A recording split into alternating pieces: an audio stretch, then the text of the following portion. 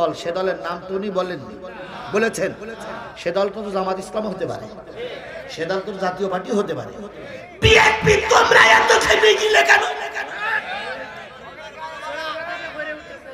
এত খেপেছে।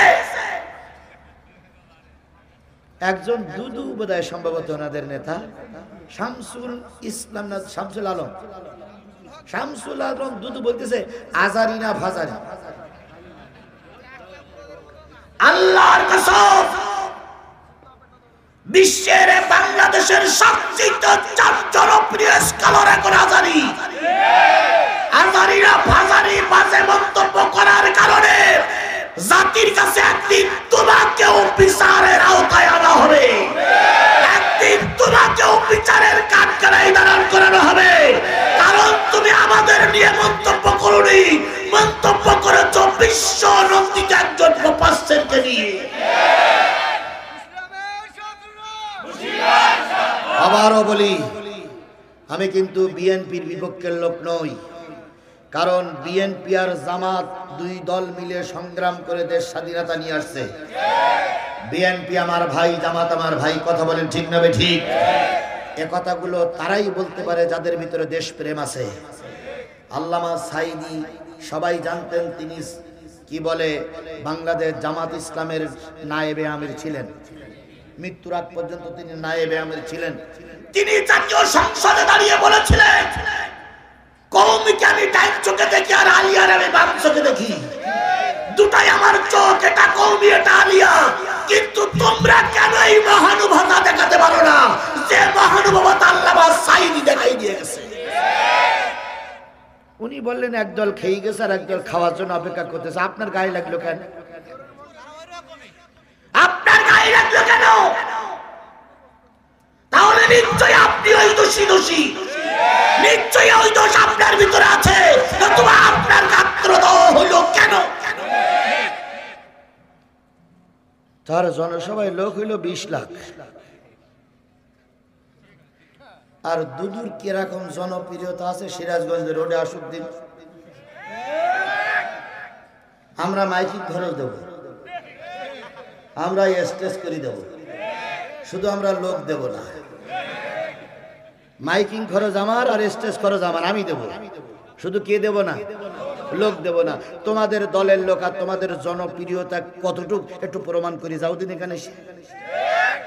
তাহলে যে ব্যক্তির সমাবেশে 20 লক্ষ লোক হলো, তার বিরুদ্ধে মন্তব্য করার আগে নিজের চেহারাটা আয়নায় দেখো, তারপরে আলেমদের নিয়ে মন্তব্য করো। ওরা বুঝতে পেরেছে ইসলাম এদেশে প্রতিষ্ঠার দ্বার প্রান্তে পৌঁছে গেছে।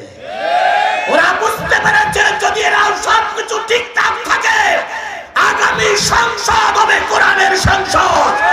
ওরা জানে এই অবস্থা যদি থাকে, আগামী গণভবন হবে কোরআনের গণভবন। ওরা জানে এই অবস্থা যদি ঠিকঠাক থাকে, আগামী রাষ্ট্রপতি হবে কোরআনের রাষ্ট্রপতি।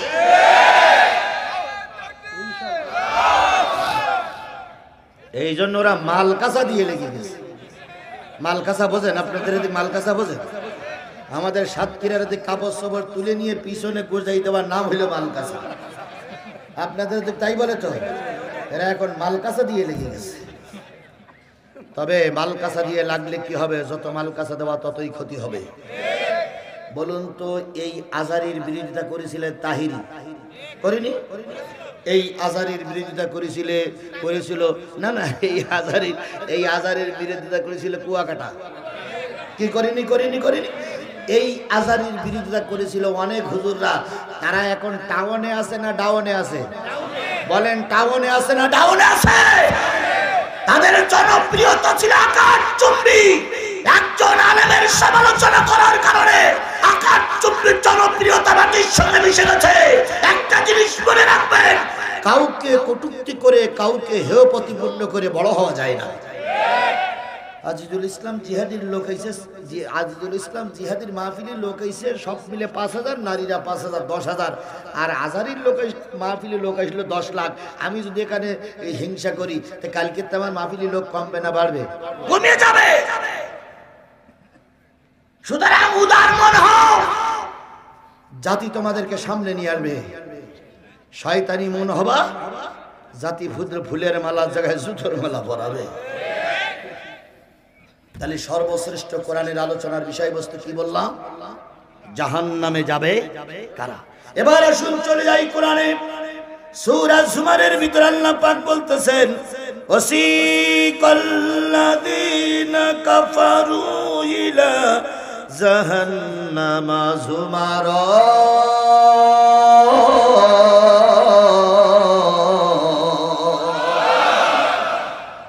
আল্লাহ পাক বলতেছে, সেদিনের কথা মনে করো যেদিন একদল অস্বীকারী জাহান্নামীদেরকে জাহান্নামের দিকে হাঁকায়ে হাঁকায়ে তাড়িয়ে তাড়িয়ে নিয়ে যাওয়া হবে। সন্ধ্যা যখন হয়, গরু যখন গোয়াল ঘরে আসতে চায় না, রাখালেরা কি দিয়ে হাঁকায়? লাঠি দিয়ে হাঁকায়। চল গোয়াল ঘরের ভিতরে, চল গোয়াল ঘরের ভিতরে। গরু বাইরের দিকে তাকাই বলে, রাখাল ভাই, গোয়াল ঘরে খুব মশা, এই মশার কামড় আমি সহ্য, সেই জন্য আমাকে জাহান্নামের দিকে নিয়ে যেও না। বলুন তো রাখালের কি দরদ হবে? রাখাল হুকুম পালন করে কার? মালিকের। মালিক বলেছে যে কায়দায় হোক গরুগুলোরে সব গোয়াল ঘরের ভিতরে ঢুকাও। যদি গরু ঢুকতে না চায় তাহলে পিঠের পরে সপাস সপাস করে বাড়ি পড়ে। কিয়ামতের দিন একদল মানুষকে আল্লাহ বলবে জাহান্নামের দিকে নিয়ে যাও। ফেরেশতারা বড় বড় আগুনের লাঠি দিয়ে, অগণিত ফেরেশতারা চারিপাশ থেকে এক জায়গায় করে সবাইকে পিটাইতে পিটাইতে, দাবড়াইতে দাবড়াইতে, ধাক্কা দিতে দিতে কোন দিকে নিয়ে যাওয়া হবে? জাহান্নামের সামনে যখন ওই লোকগুলো পৌঁছাইয়া যাবে, হাত্তা ইযা জাউহা, এই লোকগুলো যখন জাহান্নামের সামনে পৌঁছাইয়া যাবে, তখনও জাহান্নামের দরজা কি করা হয়নি? খোলা হয়নি। এখনো জাহান্নামের দরজা বন্ধ। বাইরের থেকে আওয়াজ করবে, ও জাহান্নামের দরজা, জাহান্নামী ভাইরা, ফেরেশতা ভাইরা, দরজা খুলে দাও, মাল হাজির। দরজা খুলে দাও, মাল। ফেরেশতারা ভিতর থেকে আওয়াজ দেবে, কে? বাইরের থেকে বলবে, আমরা জাহান্নামীদের পিটাই নিয়ে পাটি। কি করবো? কয় দরজা খুলে দাও, গোয়াল ঘরের ভিতরে জাহান্নামের ভিতরে ঢুকাই দিমু। দরজা খোলা হয়ে গেল। ফেরেশতারা পিছনে দাঁড়িয়ে আছে কিসের লাঠি নিয়ে? আগুনের লাঠি নিয়ে। তারপরে বিরাট বিরাট অস্ত্র, ফেরেশতারা বিরাট বিরাট লাঠি নিয়ে দাঁড়িয়ে আছে। ডাইনে যাবি না, বামে যাবি না, সব ভিতরে ঢুকবি। এবার ফেরেশতারা দাঁড়িয়ে দেখে, একজন না, দুইজন না, তিনজন না, চারজন না, 1 লাখ না, 2 লাখ না, 4 লাখ না, 5 লাখ না, কোটি কোটি মানুষ দাঁড়ায় আছে। এবার ফেরেশতারা বলবে, ফুতিহাত আবওয়াবুহা, দরজা খুলে গেল। ওয়াকালা লাহুম খাজানাতুহা, দ্বাররক্ষক ফেরেশতারা বলবে, হ্যাঁ রহিম ভাই কেন আছে? দ্বাররক্ষক ফেরেশতারা বলবে, ওয়াকালা লাহুম খাজানাতুহা, দ্বাররক্ষক ফেরেশতারা বলবে, এই তোরা দোজখের সামনে কেন আর ফেরেশতারা পিটাচ্ছে কেন? আলাম ইয়াতিকুম রাসূলুম মিনকুম, তোদের কাছে রাসূল যায়নি? এই জাহান্নামীরা, রাসূল যায়নি, তোরা এখানে আসতে কেন আর ওরা পিটাচ্ছে কেন? তোরাও মানুষ, ওই বেহেশতে যারা গেল ওরাও মানুষ, তোরা দোজখে আসতে কেন আর পিটাই কেন? যদি এই দলের ভিতরে, সেই দলের ভিতরে আপনারা কেউ থাকেন, এটা আমি চাই না। কারণ আপনাদের যে এমপি ছিল তার আগে ছিল নাম লেখা ইমাম। বলেন বলেন বলেন, আগে যারা এমপি ছিল তার আগের নামের পরে তো ইমাম ছিল না ভাই? তাহলে যেই দেশের এমপি মসজিদ ইমামতি না করেও ইমাম হয়, সেই এলাকার মুসল্লিরা দোজখে তো যেতেই পারে না। আমার কথা মানে বুঝতে পারেন আপনারা? বুঝতে পেরেছেন? আবার যে ইমামের নামাজ লাগে না, যে ইমামের মুখে দাঁড়িয়ে থাকে না, তারাই যদি মসজিদের ইমাম হয়, তাহলে বুঝতে হবে ওটা জান্নাতের ইমাম নয়, ওটা জাহান্নামের ইমাম। যত দোষ নন্দ ঘোষ সত্যটা বললেই দোষ, করলে অন্যায়ের প্রতিবাদ, নামটা হবে তোমার মৌলবাদ, নামটা হবে তোমার জঙ্গিবাদ। পেন্টাগনে হামলা হলো, দোষী খুঁজে নাহি পেল, ওসামাকে দিল দোষের অপবাদ, নামটা হবে তোমার জঙ্গিবাদ, নামটা হবে তোমার মৌলবাদ। যে জিনিসটা বুঝাতে চাচ্ছিলাম সেটা হলো, জাহান্নামের সামনে দাঁড়িয়ে আছে অনেকগুলো লোক। ফেরেশতারা বলবে তোরা জাহান্নামে আসলি কেন? তোদের কাছে কি কোনো রসুল যায়নি? ধরে নেন আপনারা সবাই সেখানে নেই অথবা আছেন। যদি এই লোকগুলোর ভিতর থেকে কেউ যদি ওই কাতারে থাকে আর তার সামনে যদি বলা হয় তোদের সামনে কি কোনো রসুল যায়নি, আপনারা কি উত্তর দেবেন? বুঝে শুনে বললেন। পরীক্ষায় হ্যাঁ কলু বালা বলবেন, যে হাই এসেছিল তাই বলবেন? আরে কথা বলে না কেন? তাই বলবেন, বলবেন তো, বলবেন তো। এবারে 1 2 3 আর মাঝখানের উপরে 4 গ্রুপ। আমরা নারীদের দরকার নেই। 4 গ্রুপের থেকে 4 জন লোক হাত তুলে বলেন তো আমি রসুল দেখেছিলাম। তাহলে কি করে বলবেন আমরা রসুল দেখেছিলাম? সেদিন এই চালাক লোকগুলো, এই বুদ্ধিমান লোকগুলো বলবে আল্লাহ ফেরেশতা বিশ্বাস কর, তুই মানচিত্রে যা, তারপরে বর্ষপঞ্জিতে যা। আমাদের সময় যখন আমরা দুনিয়ায় ছিলাম, বিশেষ করে বাংলাদেশের সিরাজগঞ্জে ছিলাম, তার 1400 1450 বছর আগে রসুল মারা গেছিল। আমরা রসুল দেখিনি। কারণ এখন এই বিপদে পড়ি একটা কথা তো বলা লাগবে। আচ্ছা, আমরা যে রসুল দেখিনি এরা সত্য না মিথ্যা? সত্য। আমরা কেউ রসুল দেখিনি। এখন উত্তর দিচ্ছে কলুবালা, ওটা পরে আসতেছে। আমরা কেউ রসুল দেখিনি। এবার ফেরেশতারা জানে তোমরা মিথ্যা কথা বলবা, আমার আল্লাহও জানে তোমরা মিথ্যা কথা বলবা। তোমরা মঞ্চে দাঁড়িয়ে বলো এবারের চাইতে সুষ্ঠু নির্বাচন আর জীবনে কোনোদিন জনগণ দেখিনি, ভোট পড়েছি 100%। এ তো এই ইমাম সাহেবরাই বলেছিল নাকি? ইমাম সাহেবরা বলেছিল না? তার ভিতরে দাড়ি কাটা ইমামও ছিল, দাড়ি রাখা ইমামও ছিল। কি কি কায়দায় ফুলের মালা পরিয়ে বলতেছে, ভাইরা আমার, বোনের আমার, এবারের মতন সুষ্ঠু নির্বাচন জাতি আর কখনো দেখিনি। এবার 100% লোক আমাদের ভোট দিয়েছে, এই জন্য জাতিকে সালাম সালাম সালাম। ফুলের মালা শুধু পড়তেই থাকে। কুকুর ছিল হাই স্কুলের বারান্দায় শোয়া, ও হঠাৎ করে মুখ উঁচু করে বলতেছে, কালকের ভোট তো কেউ দিতে আসেনি, আমি শুয়েছিলাম বারান্দায়, আর ওই পাশে চেয়ারের পুলিশরা বসে বসে তাস খেলিছে। তুমি বলতেছ 100% ভোট দিয়েছে, ভোট দিতে আসলো কারা? কি কথা বলেন, কথা বলেন, কথা বলেন।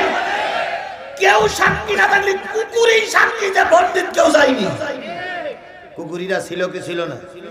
শিয়াল কুকুর খেলা করেছে, কিন্তু ভোট কেন্দ্রে কেউ যায়নি। আর ওনারা বলেছে কয়শো পার্সেন্ট? 100% ভোট হয়েছে।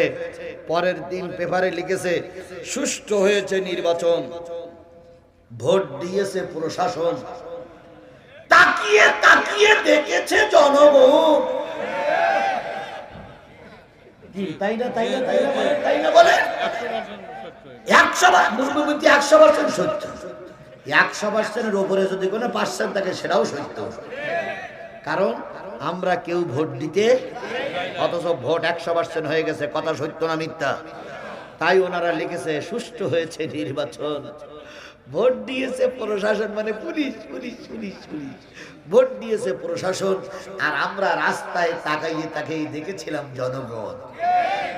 আল্লাহ রাব্বুল আলামিন বলতেছে তোরা সেদিনও মিথ্যা কথা বলবি, আজকে সামান্য একজন এমপি হওয়ার জন্য এত বড় মিথ্যা কথা বলতে পারিস?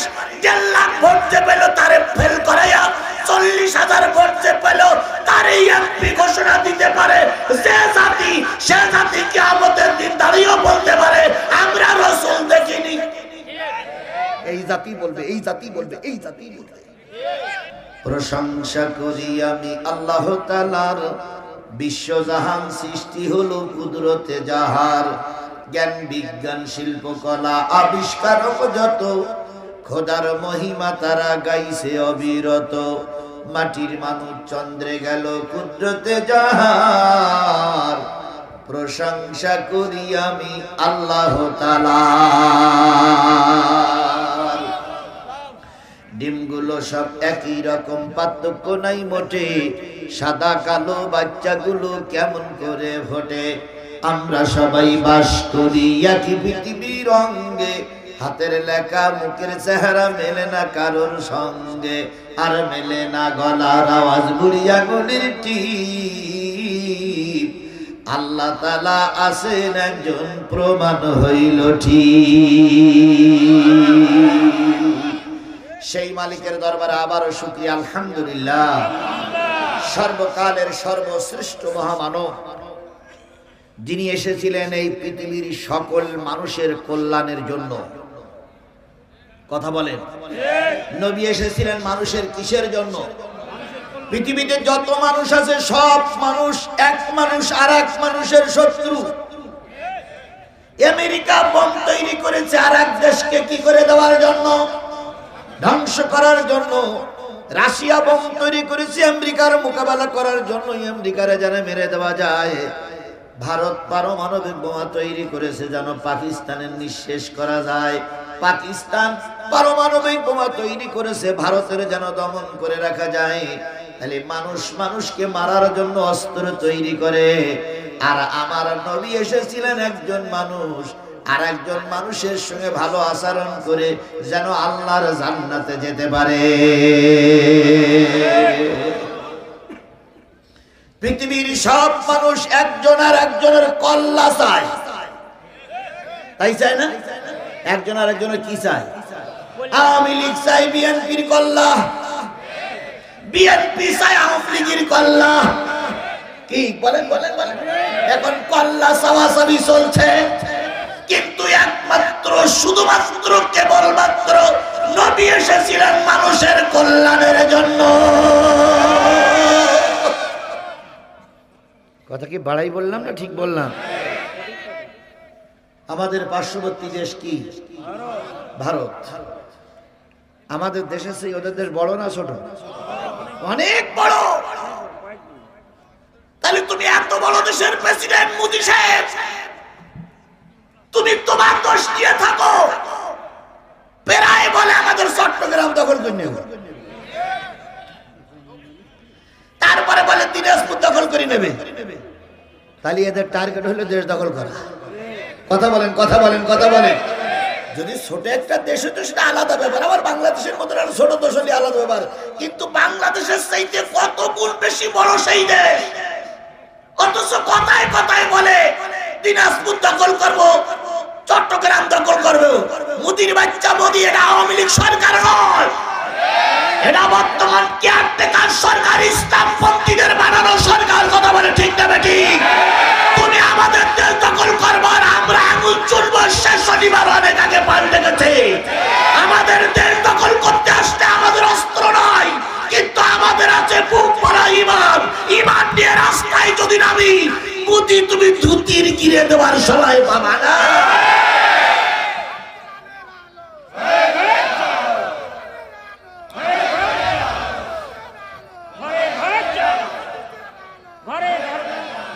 আমার ও পাশে আছে পাকিস্তান। কথা বলেন ঠিক না ঠিক? আর এক পাশে আছে আফগানিস্তান। আমার এদেশে আছে 18 কোটি মানুষের সমন্বয়ে গড়া বাংলাদেশ। তোমার দেশের ভিতরে আছে কাশ্মীর, জম্মু।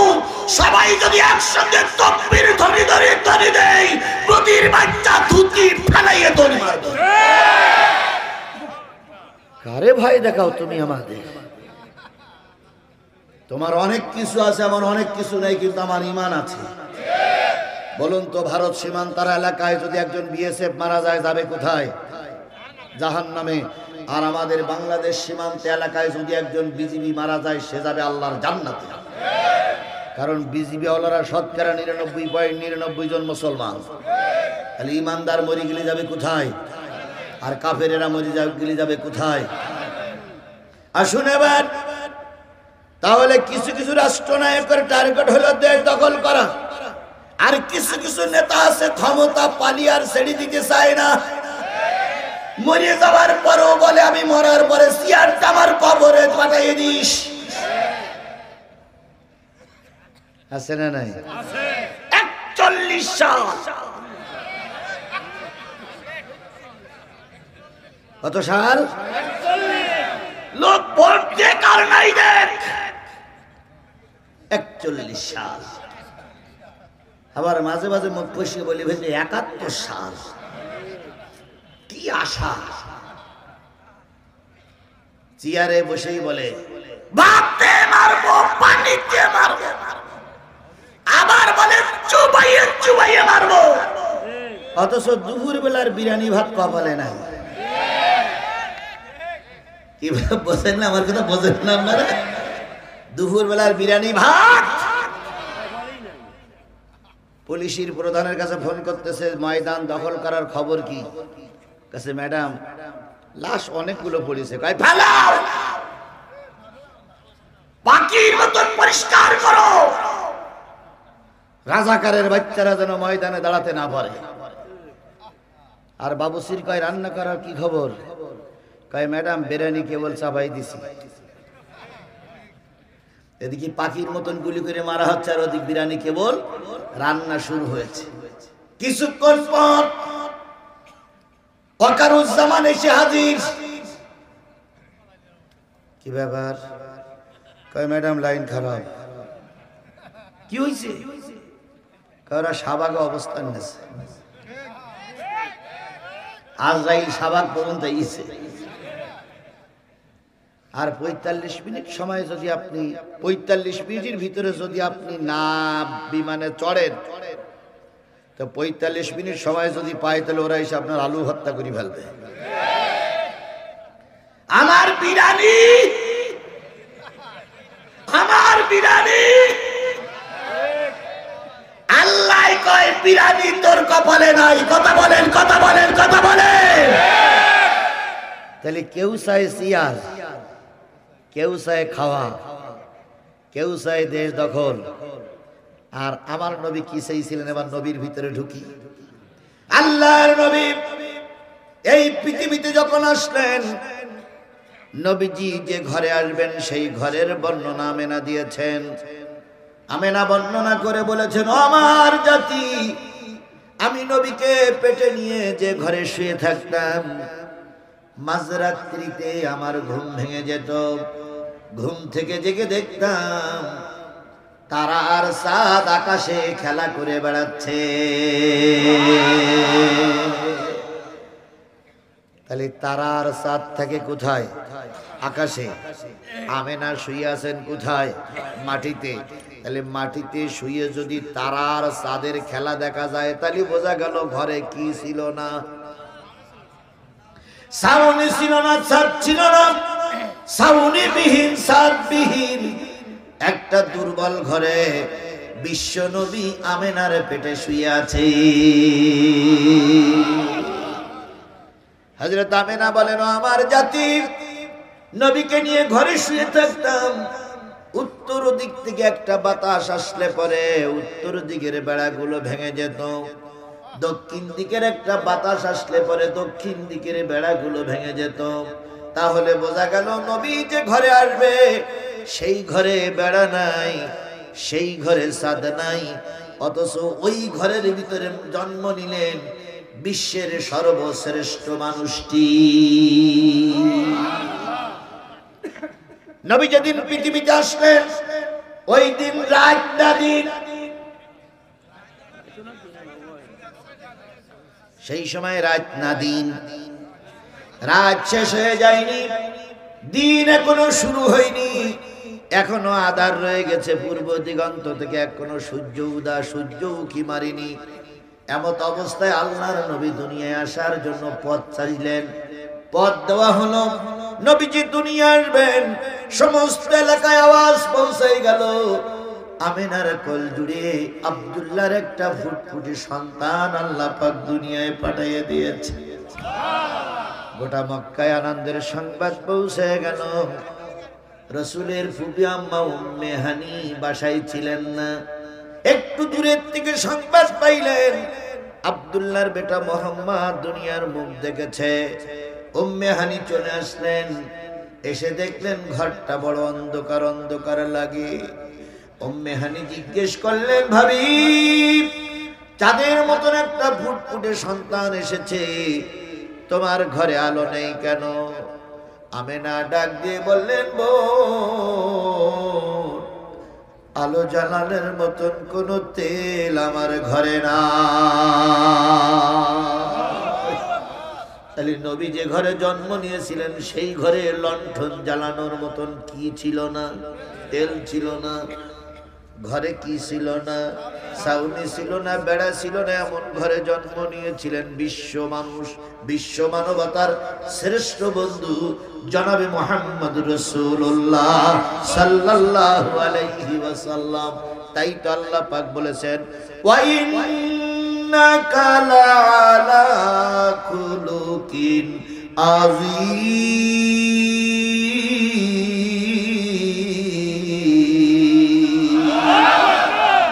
আমার নবী, পৃথিবীর কোন মানুষের চরিত্রের সঙ্গে তোমার চরিত্র তুলনা করা যাবে না।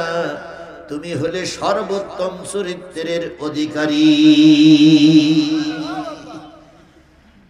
উম্মে হানি বলেন, আমি ঘরের ভিতরে ঢুকে আমেনাকে জিজ্ঞেস করলাম, ছোট ভাতিজা মোহাম্মদ কই? কয়, মোহাম্মদকে কাপড়ে জড়াই রাখা হয়েছে। উম্মে হানি বলেন, আমি ভাতিজা মোহাম্মদের চেহারা থেকে কাপড়টা সরাইয়া নিলাম। সঙ্গে সঙ্গে ঘরটা চাঁদের মতো আলোকময় হয়ে গেল। নবীর চেহারাটা এত উজ্জ্বল ছিল, যেই নবীর চেহারায় অন্ধকার ঘরটা কি হয়ে গেছে, আলোকময় হয়ে গেছে। আমি উম্মে হানি লক্ষ্য করলাম, বালক মোহাম্মদ, শিশু মোহাম্মদ, এতিম মোহাম্মদ, অসহায় মোহাম্মদ ছোট্ট দুটো ঠোঁট বিড় বিড় বিড় বিড় বিড় বিড় করে নাড়াচ্ছে। আমি ভাতিজা মোহাম্মদকে কোলের ভিতরে নিলাম, দুই গালে দুটো চুমা দিয়ে বললাম, ভাতিজা, তুমি যে কি বলো তা তো আমি বুঝি না, তোমার শব্দটা তো আমি বুঝতে পারি না। নবী যখন একটু বড় হয়ে গেলেন, ফুফি আম্মা জিজ্ঞেস করেছিলেন, ভাতিজা, জন্মের পরে তুমি ঠোঁট নাড়িয়ে নাড়িয়ে কি বলেছিলে? নবীজি বলেছিলেন, ফুফি আম্মা, জন্মের পরে কেঁদেছিলাম, রব্বি হাবলি উম্মতি, আয় আল্লাহ, আমার গুনাহ উম্মত গুলোরে মাফ করে দাও। তাহলে নবী জন্মের পরেই দুনিয়ায় এসে কাঁদলেন কাদের জন্য? এই মুসলমান কথা বলেন, কাদের জন্য? এই উল্লাপাড়ার মুসলমানরা একবারে স্পষ্ট করে বলুন তো, নবীজি জন্মের পরে কাঁদলেন কাদের জন্য? আপনারা কি সেই উম্মত? আমরা কি সেই উম্মত? যারা এখনো রাস্তায় ঘুরে বেড়াচ্ছে, বাদামের দোকানে বসে আছে, তারাও কি সেই উম্মত? যদি তাই হয়, নবীর পরে নাজিলকৃত কোরআনের আলোচনা হচ্ছে, তুমি মুসলমান নবীর উম্মত, রাস্তায় থাকতে পারো না। তুমি মুসলমান নবীর উম্মত ঘরে থাকতে পারো না। তুমি মুসলমান নবীর উম্মত বাদামের দোকানে থাকতে পারো না। যদি থাকো তাহলে বুঝতে হবে তুমি রাসূলের কলঙ্কিত উম্মত।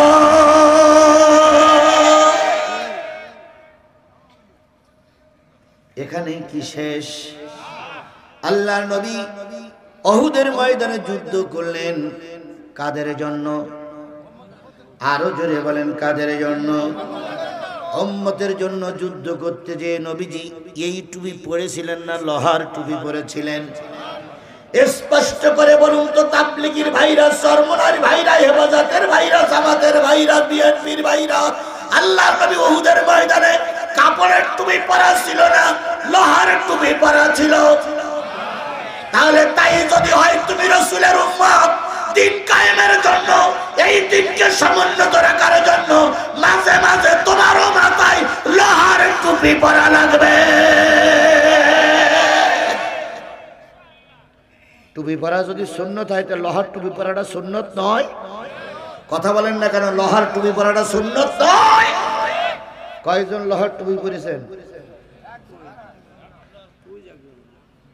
মেসওয়াক করা সুন্নত জানি, মিষ্টি খাওয়া সুন্নত জানি, থাল চেটে খাওয়া সুন্নত জানি, দাড়ি রাখা সুন্নত এটাও জানি, জুব্বা পরা সুন্নত এটাও জানি, কিন্তু লোহার টুপি পরা যে সুন্নত এটা কি জানি না? জানি না। বাংলাদেশের 18 কোটি মুসলমান শপথ নিতে হবে দিন প্রতিষ্ঠার জন্য, দিনকে টিকায় রাখার জন্য। আগামী দিনে যদি এই টুপি খুলে লোহার টুপি পরা লাগে, লোহার টুপি পরে ময়দানে নামবো, তবু আবু জেহেলের চামচাদের কাছে আমাদের দেশকে আর এই জানা দেব না, দেব না, দেব না।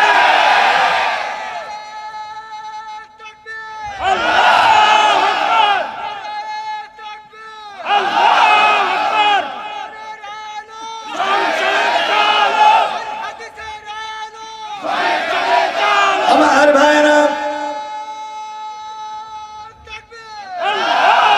আল্লাহ নবী লোহার টুপি পরলেন, লোহার জামা পরলেন, উহুদের ময়দানে শরীক হলেন। কাফেরদের অত্যাচারে আল্লাহর নবীর দাঁত ভেঙে গেল। এই লোহার টুপি কুলানো গেল না, হেলমেট ভেঙে গেল, মাথার ভিতরে কড়া ঢুকে পড়ল, দাঁত ভাঙা, মাথার ভিতরে কড়া ভেদ করে কড়া ঢুকে পড়েছে। নবী দারুণ ভাবে আহত হলেন।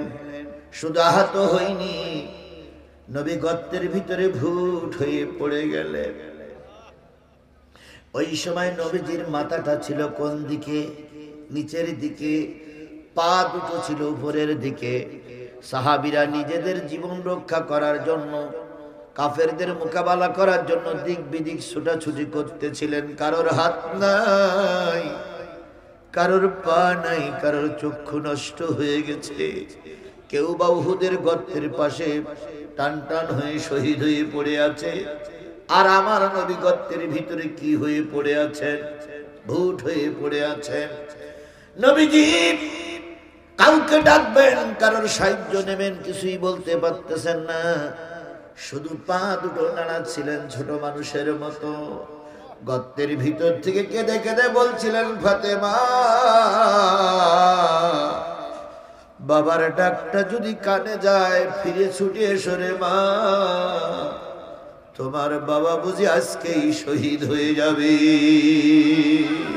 মাথা ভাঙা, সমস্ত শরীরটা রক্তে জর্জরিত নবী সামনে এসে শোয়ানো হয়েছে 70টা উহুদের ময়দানের শহীদ লাশ। নবীজি দাঁড়িয়ে গেলেন।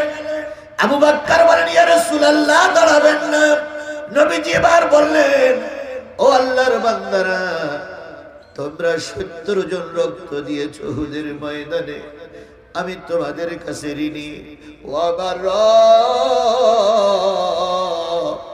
70 জন শহীদ হয়ে গেছে। আল্লাহর নবী 70 জন সহ আহত হয়েছিলেন। কি প্রতিষ্ঠার জন্য? আরেকটু জোরে বলেন, কি প্রতিষ্ঠার জন্য? আল্লাহর নবী যদি উহুদের ময়দানে 70 জন সাথীরে হারাতে পারে, নিজে আহত হতে পারে, প্রয়োজনে আমরা 170 জন সাথীকে আবারও হারাবো, তবুও বাতিলের কাছে এই দেশটারে ছেড়ে দেব না।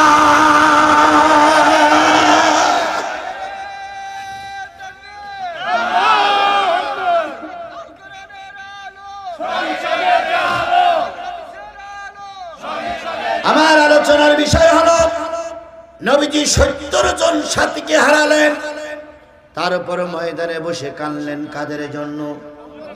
আর একটু জোরে বলেন, কাদের জন্য কাঁদলেন? সেদিন মেয়ের কথা হিসেব করিনি, জামাইয়ের কথা হিসেব করিনি। নবী বেরিয়ে বলেছিলেন, আমার সাথীদের কি অবস্থা আমাকে খুলে বলো। এবার আসুন, আল্লাহ নবীর যখন মৃত্যুর সময় এসে যাবে, মৃত্যুর সময় এসে গেল, জিবরিলের সঙ্গে শেষ বিদায় নিলেন আল্লাহর নবী। মালাকুল মউত আজরাইল আলাইহিস সালাতু ওয়াস সালাম এসে বসলেন, নবীজির বুকের পরে হাত দিলেন। ভালো করে শুনবেন, নবীজির বুকের পরে হাত দিলেন। হাত দেওয়ার পর আল্লাহর নবী হাতখানা ধরে বললেন, আজরাইল, মনে হচ্ছে পৃথিবীর সব পাহাড়গুলো আমার বুকের পরে চাপাইয়া দিয়েছ। মনে হচ্ছে পৃথিবীর সব পাহাড়গুলো আমার বুকের পরে চাপাই দিয়েছ আজরাইল। এত বেশি চাপ যদি দাও আমার উম্মতেরা সহ্য করতে পারবে না, ঈমান হারা হয়ে যাবে। আমি ওয়াদা নিতে চাই, আমার উম্মতকে তুমি এত কষ্ট দিয়ে মৃত্যু ঘনায় মৃত্যু দিবা না। আল্লাহ রাব্বুল আলামিন ডাক দিয়ে বলে, হাবিব, তোমার ডিউটি শেষ হয়ে গেছে, তুমি চলে এসো। আমি তোমার উম্মতের দায়িত্ব নিজে হাতে নিয়ে নিলাম। ও উল্লাপাড়ার মুসলমানেরা, বাড়ির মুসলমানেরা, দোকানের মুসলমানেরা, রাস্তার মুসলমানেরা, বলুন তো আল্লাহর নবী মৃত্যুর সময় কাদের কথা চিন্তা করলেন? আপনারা কি সেই উম্মত? আমরা কি সেই উম্মত? তাহলে তাই যদি হয়, এই কোরআন নাজিল হয়েছিল কার উপরে? নবী মুহাম্মাদের উপরে। সেই কোরআনের আলোচনা চলছে, আর তুমি উম্মত হয়ে বাড়ি শুয়ে আছো। কিয়ামতের দিন আল্লাহর দরবারে মুখ দেখানো যাবে না রে জাতি। এই জন্য হয়তো 12টা পর্যন্ত কথা চলবে। অল্প কিছুক্ষণ সময় আমার হাতে আছে, হাতে ধরে বলি, পায়ে ধরে বলি, আল্লাহর বান্দা বান্দিরা কোরআনের মাহফিলে বসো। হয়তো আজকের এই কোরআনের মাহফিল তোমার আর আমার নাজাতের জরিয়া হয়ে যেতে পারে। এবার আসুন, আল্লাহর নবী সাল্লাল্লাহু আলাইহি সাল্লাম কিয়ামতের দিন রোজে মহাশরের ময়দানে আল্লাহ যখন বড় আলিশান চেয়ারে বসে বিচার শুরু করবেন, বিচারের আগে আল্লাহ বলবেন, আমার হাবিবকে আমার সামনে নিয়ে এসো। আমার হাবিব আমার সামনে না আসলে বিচার কার্য শুরু। জিবরিল চলে গেলেন কবরের পাশে, মিকাইল চলে গেলেন কবরের পাশে। যেই বলবি ইয়া রাসূলুল্লাহ, আল্লাহর সালাম নিন, রোজে মহাশরের ময়দানে উঠুন।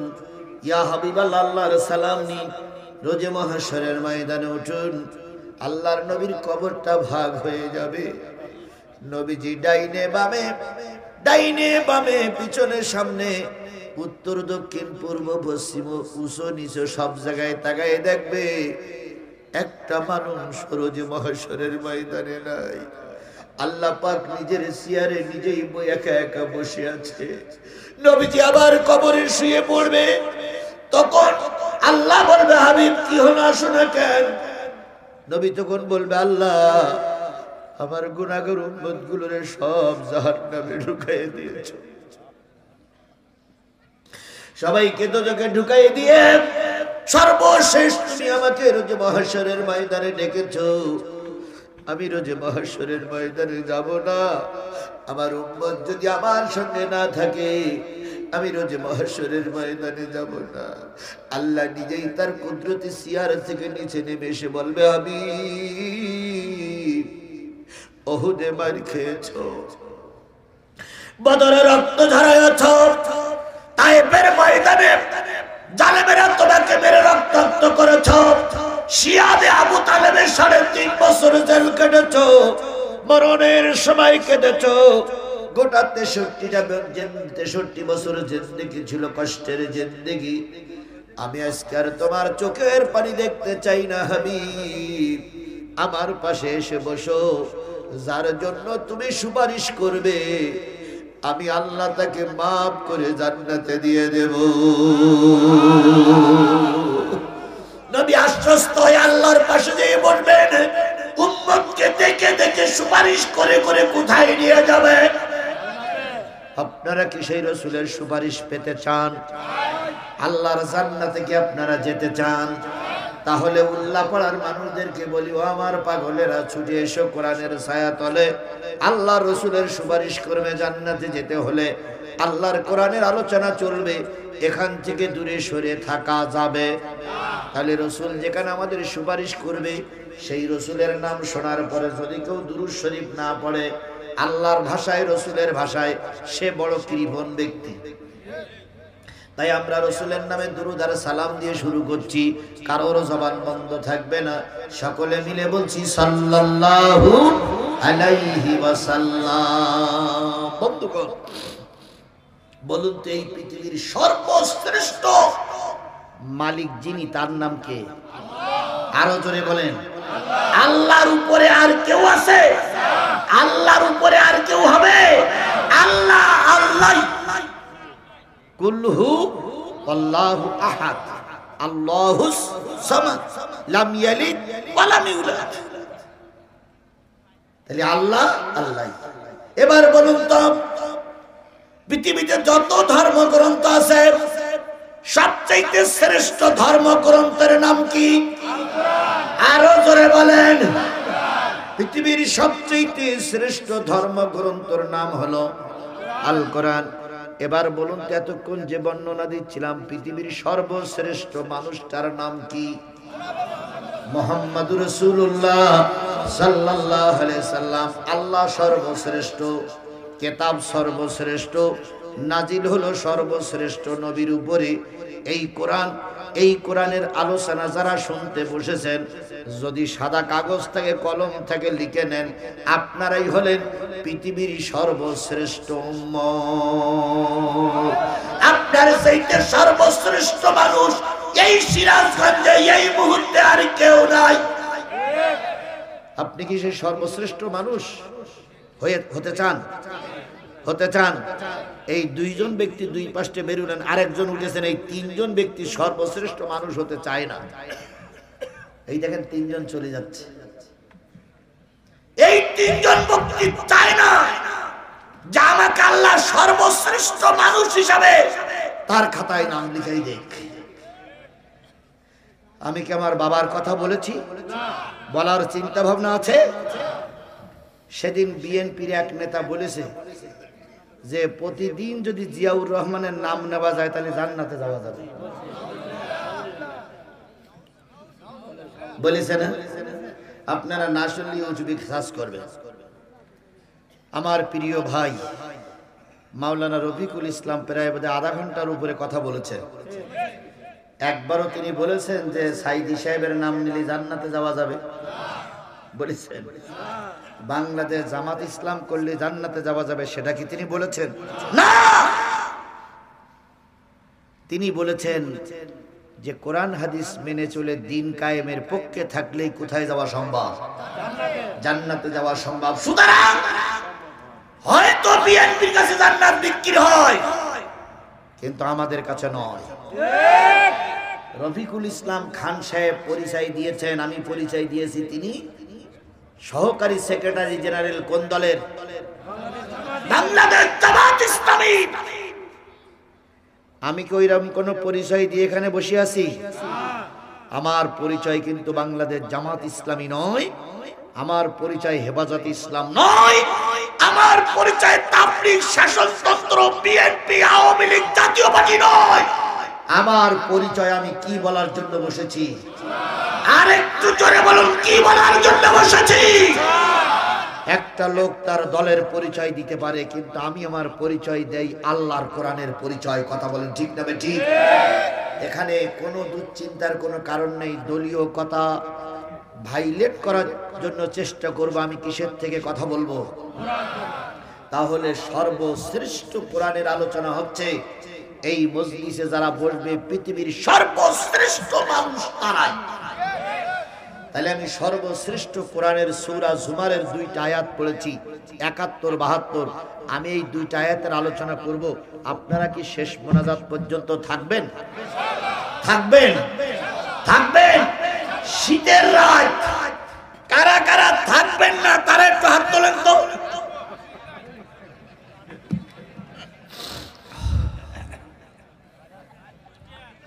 থাকবেন? আল্লাহ আমাদের কবুল করুন। আমি 45 মিনিট আলোচনা ইতিমধ্যে করেছি। আপনারা মনে করতেছেন হুজুর মনে হয় কেবল শুরু করলো। আর 45টা মিনিট আলোচনা যদি চলে তাহলে একটু কষ্ট হলেও ময়দান ছেড়ে দেওয়া যাবে না। কারা কারা রাজি আছে? 2 হাত। হাত উঁচু করে আল্লাহরে দেখান, জোরে একটা তাকবীর হবে না? নারায়ে তাকবীর। হাত নামান। আচ্ছা আচ্ছা হয়েছে। বন্ধুগণ, হাত উঁচু করে কারে দেখালাম? আল্লাহকে হাত উঁচু করা দেখেছে? আপনারা হাত উঁচু করেছেন কি শুনবেন, আর আমি হাত উঁচু করেছি কি বলবো?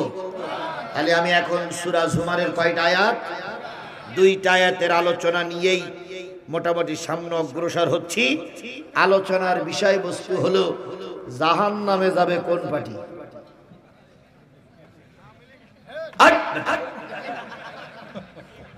এত বছর ক্ষমতায় থাকলে আমলি দোজখে যাবে বললি?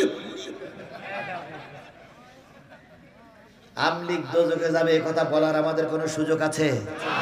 তুমি বললে আমলিগ দোজখে যাবে, আমি যদি বলি জামাত দোজখে যাবে, তাহলে তো কাউন্টার শুরু হয়ে গেল। কথা বলেন ঠিক না ঠিক? তুমি যুবক বললে আমলিগ দোজখে যাবে, কারণ তারা আলেম ওলামা সহ্য করতে পারত না। আর আমি যদি বলি জামাত যদি দোজখে না যায়, তাহলে জামাত ইসলামের শীর্ষ নেতারা ফাঁসিতে ঝুলল কেন? কি তাই না ভাই? টক করো না বানিয়ে কোরআন হাদিস দিয়ে সমাধানে আসি। এই সমাধান দিতে যাইয়ে যদি বাংলাদেশ জামাত ইসলামের নেতা কর্মীরা জাহান্নামে যায়, ও বন্ধু তোমরা আমার পাশে থাকো আর না থাকো, আমি তোমাদের ঠেকাইতে পারলাম না। আর কোরআন হাদিসের দলিল প্রমাণ দিতে যেয়ে যদি বাংলাদেশ আওয়ামী লীগ জাহান্নামে যায়, ও শেখ হাসিনা বাবু যতই হুমকি দাও, কোরআন বলেছে তুমি জাহান্নামে, আমি ঠেকাইতে পারবো না। তাহলে দলিলটা কিসের থেকে নেব? তাহলে আর কারোর কোনো দ্বন্দ্ব, মারামারি, গুতাগুতি? কিছু লোক কয় ইয়ে হুজুর জমাইতে হুজুর, তাই বলে না? আচ্ছা বলুন তো, মিজানুর রহমান আজহারি, আল্লাহ পাক আমাদের এই যুবককে কবুল করুক, ইনি কি কোনো দলের পরিচয় দিয়ে কিছু বলেছেন এই পর্যন্ত? একবারও কি জামাত ইসলামের কথা পরিচয় দিয়েছেন উনি? উনি যে কোন দল করে তা আমি এখনো বুঝতে পারি। তবে যেটাই করবে এটা তো করে, তাই না ভাই? উনি একটা কথা বলেছেন, কিছু আমাদের দেশের কিছু লোক খেপে গেছে। উনি একটা কথা সেদিন যশোরে বলেছেন যে এক দল খেয়ে গেছে, খেয়ে দেশটারে লুটিয়ে পুটে শেষ করেছে, আর এক দল খাওয়ার জন্য অপেক্ষা করতেছে। খাওয়ার জন্য অপেক্ষা করতেছে, যে